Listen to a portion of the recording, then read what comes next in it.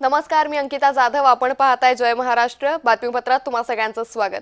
बातमीपत्राच्या सुरुवातीला बातमी नागपूरमधून. नागपूरमध्ये ओबीसी समाजाचा महामोर्चा आहे आणि याच महामोर्चामध्ये आता काँग्रेस नेते विजय वडेट्टीवार हे सहभागी झाल्याचं पाहायला मिळतंय.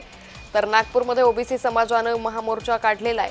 तर ओबीसी प्रवर्गात अनेक जाती आहेत आणि या ओबीसी प्रवर्गातील आरक्षणावर मराठ्यांना दिलेल्या आरक्षणाच्या शासनादेशाविरोधात ओबीसी समाजानं हा एल्गार पुकारलेला आहे, हा मोर्चा काढलेला आहे. तर मराठा आरक्षणाचा शासनादेश रद्द करावा अशी मागणी करत ओबीसी समाजानं नागपूरमधील यशवंत स्टेडियम या ठिकाणाहून या मोर्चाला सुरुवात केली आहे. ओबीसी प्रवर्गात अनेक जाती आहेत असं मंत्री छगन भुजबळांनी म्हटलंय. मराठा समाजाला वेगळं आरक्षण द्या, भुजबळांनी मागणी केली आहे. ओबीसी हा प्रवर्ग आहे, जात नाही. मराठा समाजाला ईडब्ल्यूएस मधून आरक्षण देण्यास विरोध नसल्याचंही ते म्हणाले. ईडब्ल्यूएस जे दिलं ते खास मराठा समाज इथे पाटीदार पटेल गुजरातमध्ये, पुढे जाट वगैरे यांना समोर ठेवूनच ते आरक्षण दिलं होतं. आम्ही विरोध केला नाही. मराठा समाजाला 3 वेळा आरक्षण देण्याचे कायदे पास झाले.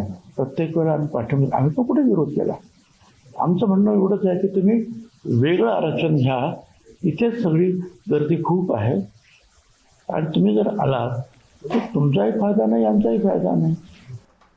राधाकृष्ण विखे पाटील आणि जरांगे पाटील यांची भेट झाली. या भेटीवर ओबीसींनी संताप व्यक्त केलाय. विखेंचं राजकारण मतलबी आणि बिनबुडाचं आहे. लक्ष्मण हाके यांनी हे वक्तव्य केलंय.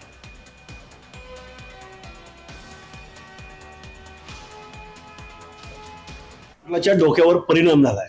हा माणूस आता जरांगेची भाषा बोलतोय. या माणसानं पद्धतशीरपणे विसरलाय की तुमच्या 4 पिढ्या राजकारणामध्ये अहिल्यानगर जिल्ह्यामध्ये तुला आम्ही मतं दिली का नाही, पारनेरमध्ये आम्ही आहोत की नाही, आणि तू जर आमचा प्रतिनिधी असशील आणि तू जर आमच्या हक्क अधिकारासंदर्भात हाऊसमध्ये बोलत नसशील, आमच्या विरोधात बोलत असशील, आम्ही तुला मतं द्यायची का नाही द्यायची आम्ही ठरवू. आणि विखे नावाचा माणूस बिनबुडाचा लोटा आहे. हा कधी काँग्रेसमध्ये मंत्री असतो, कधी शिवसेनेत मंत्री असतो, आता भाजपमध्ये मंत्री आहे. तो आहे कुठला नक्की